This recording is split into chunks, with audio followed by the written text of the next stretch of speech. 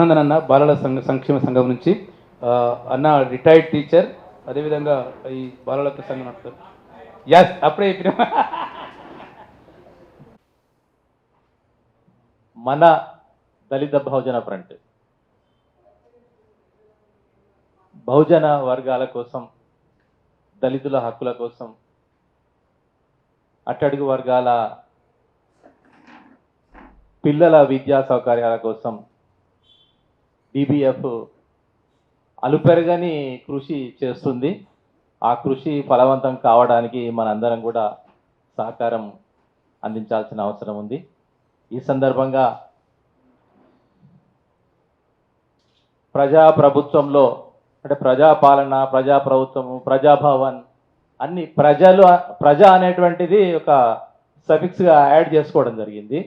గత పాలకుల ప్రభుత్వాలు ఒక రకంగా ఉండే, మన ప్రభుత్వం అంటే ఆ ప్రభుత్వం మీద అక్కస్తోటి, ఆగ్రహంతో, ఆ ఓటు ద్వారా ప్రజలకు మేలు జరుగుతుందనే ఆశయంతో, ఆలోచనతోటి అనేక మేధావులు, అనేక వర్గాల వాళ్ళు నిరంతరం కృషి చేసిన ఫలితంగానే ఈ ప్రభుత్వం రావడం జరిగింది.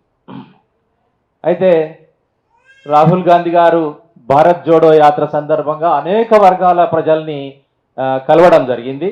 మనందరం కూడా అనేక ఆకాంక్షలతోటి ఏదో రాజ్యాంగాన్ని పట్టుకొని బయలుదేరాడు, జరుగుతుంది ఆశ అనేటువంటి దానితోటి మనందరం కూడా మన ఆశలన్నీ కూడా చెప్పుకోవడం జరిగింది. ఆకాంక్షలు తీరుస్తాం అధికారంలోకి వస్తాయని చెప్పడం జరిగింది. అందులో భాగంగానే ప్రభుత్వం ఏర్పడితే విద్యారంగానికి 15% నిధులు కేటాయిస్తామని చెప్పి హామీ ఇవ్వడం జరిగింది. ఈ హామీ ఇవ్వడమే కాకుండా మేనిఫెస్టోనే కాదు, ప్రభుత్వం వచ్చిన తర్వాత బడ్జెట్ ప్రవేశపెట్టడానికంటే ముందు ఒక కార్యక్రమం జరిగింది, ఒక సమావేశం జరిగింది. మన తెలంగాణలో ఉన్నటువంటి అత్యున్నతమైనటువంటి విద్యావేత్తలు, ఒక మేధావులు, వాళ్ళందరి చేత ఒక ఇంటర్నల్ మీటింగ్ అనేటువంటి చాలా కీలకమైనటువంటి సమావేశం జరిగింది.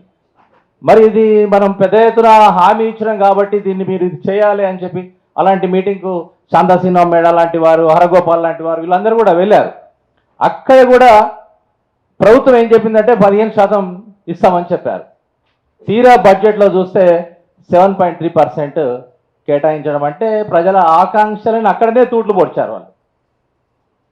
కాబట్టి ఇవన్నీ కూడా మనము ఈ హామీలు, మేనిఫెస్టోలు అమలు కావాలంటే ప్రజా ఉద్యమం అనేటువంటిదే అమలు చేసుకోగలుగుతుంది. మనం ప్రేక్షక పాత్ర లాగా ఉంటే పాలక వర్గాలు వాళ్ళకు వేరే ప్రియారిటీస్ ఉంటాయి. ఇప్పుడు లక్ష్మణ గారు చెప్పినట్టుగా ring road, regional ring road, ఇలాంటి ప్రియారిటీస్ ఉంటాయి. అంటే బడ్జెట్ వెంకరెడ్డి సార్ చాలా సందర్భాల్లో చెప్తుండేది ఏంటంటే, రఘు ఇది బడ్జెట్ ప్రిపరేషన్ అనేది మనం మార్చిని అనుకుంటాము, ఇది ఆగస్టు, నవంబర్, డిసెంబర్ నుంచే స్టార్ట్ అవుతుంటుంది.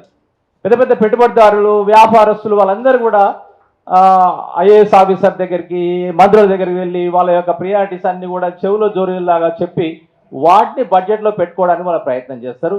మనమేమో చివరికి బడ్జెట్ ప్రవేశపెట్టేటువంటి సమయంలోనో లేదు పెట్టిన తర్వాతనో ఇక కూడా కూస్తాం మనం. ఇది అప్రమత్తంగా ఉండాల్సినటువంటి అవసరం ఉందనేటువంటి నేను ఒకటి చెప్పదలుచుకున్నాను. ఇంకొక విషయం ఏంటిదంటే, గత ప్రభుత్వానికి ఈ ప్రభుత్వానికి కొంత ప్రజల్లోకి, ప్రజల ఆకాంక్షలకు అనుగుణంగా జరుగుతున్నట్టుగా అనిపిస్తుంది, మళ్ళా కనుమరుగు అవుతున్నట్టు అనిపిస్తుంది ఆకాంక్షలన్నీ కూడా. ఎందుకంటే గతంలో SC ST commission Errala Srinivas గారి దగ్గర మేము చాలా సందర్భాల్లో వాళ్ళ హక్కుల గురించి, అర్బన్ రెసిడెన్షియల్ స్కూల్లో జరుగుతున్న అవినీతి గురించి వెళ్ళాం. మేము ఎన్నిసార్లు వెళ్ళినా తీసుకున్నాడు కానీ ఏం చేయలేదు.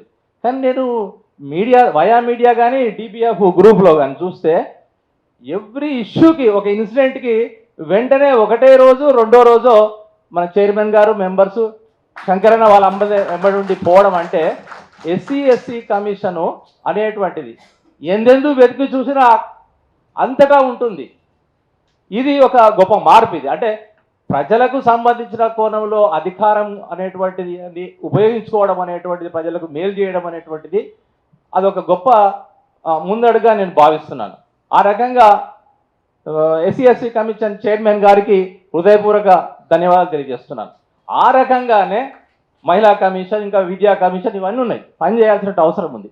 ప్రధానంగా ఏంటి అంటే, అసలు ఒక దేశం యొక్క, ఒక రాష్ట్రం యొక్క ప్రగతి అనేటువంటిది ఆ విద్యారంగం సంబంధించే ఉంటుంది. ఈ విద్యకు 15% నిధులు కేటాయించాలని మన అడగడం కాదు, ప్రభుత్వాలే చేయాలి. ఆ క్రెడిబిలిటీ మా స్టేట్లో మేము ఇంత బడ్జెట్ ఇస్తున్నామని చెప్పి ఇంటర్నేషనల్ కూడా చెప్పుకోవచ్చు. కాబట్టి ఆ రకంగా మనం అన్ని అది అమలు కావాలంటే, ఈ బడ్జెట్లో కూడా అమలు కావాలంటే మనం పెద్ద ఎత్తున ఉద్యమం చేయాలి. ఇంతకుముందు మిత్రుడు సాదిక్ గారు చెప్పారు, అక్కడ మీటింగ్ పెడుతున్నాం, అలాంటి అనేక సమావేశాలు జరగాలి. ఆ ఒత్తిడి వస్తే తప్ప కనీసం 15%.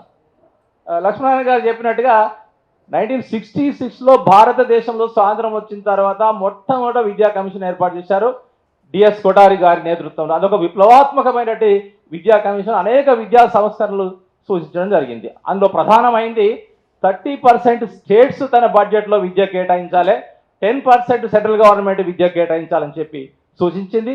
ఇంకొక ప్రధానమైనటువంటిది ఈ భారతదేశంలో అన్ని వర్గాలు విద్యా అవకాశాలు, సమాన అవకాశాలు అందాలంటే కామన్ స్కూల్ సిస్టమ్ అనేటువంటిది ఉండాలని చెప్పి చెప్పడం జరిగింది. ఆ కామన్ స్కూల్ సిస్టమ్ అనేటువంటిది అమలు చేస్తే ఏ సమస్య ఉండదు. 30,000 కోట్లు తల్లిదండ్రులు ప్రైవేట్ యాజమాన్యాలకు చెల్లించి అప్పులు చేసి ఆర్టీసీ బస్సులలో, ఫ్రీ బస్సులలో మిగిలినటువంటి డబ్బు కూడా పొదుపు చేసుకొని ప్రైవేట్ యాజమాన్యాలు పెట్టేటువంటి పరిస్థితి కూడా ఉండదు.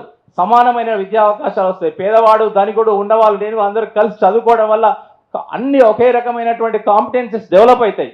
ఆ రకంగా కూడా మనం ఒత్తిడి తీసుకొచ్చి ప్రభుత్వం మీద ఈ యొక్క అమలు చేయించుకోవాల్సినటువంటి అవసరం ఉందని తెలియజేస్తూ ఈ అవకాశం ఇచ్చినటువంటి డిబిఎఫ్ శంకరన్నకు ధన్యవాదాలు చెప్తూ ముగిస్తున్నాను. అన్న థ్యాంక్ యూ. మీరు చెప్పినట్టు ఒక అప్రమత్తంగానే ఒక డిబిఎఫ్ వైపు నుంచి అయితే ఒకటి పోస్ట్ కార్డు ఉద్యమం నడుస్తూ ఉంది అన్ని స్కూళ్ళ నుంచి, టీచర్ తల్లిదండ్రుల నుంచి. రెండోది సంతకాల సేకరణ ఒకటి నడుస్తూ ఉన్నది. తహసీల్దార్లకు, కలెక్టర్లకు, ఆర్డీఓలకు వినతి పత్రాలు ఇవ్వడం ఒక ఫస్ట్ ఒక క్యాంపెయిన్ కింది స్థాయిలో నడుస్తూ ఉంది. థ్యాంక్ యూ అన్న. ఇప్పుడు మన దగ్గర ఇంకొక నాట్ టైట్ టీచర్ ఉన్నాడు, వెట్టి చాకరికి వ్యతిరేకంగా ఎంవి పౌండిస్తో కలిసి చాలా పెద్ద ఎత్తున పనిచేశాడు. జనార్దన్ గారు మాట్లాడుతూ కూర్చుని.